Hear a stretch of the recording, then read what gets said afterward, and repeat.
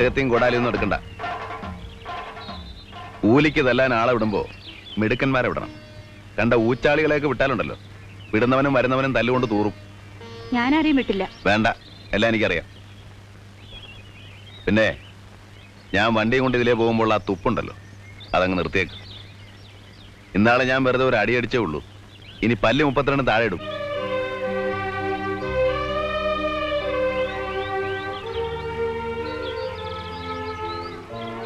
പെണ്ണിന്റെ സ്വഭാവം കുറേശ്ശെ പഠിച്ചു തുടങ്ങിയല്ലോ.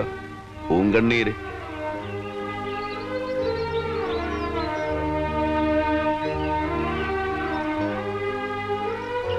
ഇനി ഇവന്മാരെ കൂട്ടുപിടിച്ച് എന്നോട് മത്സരിക്കാൻ നിൽക്കണ്ട.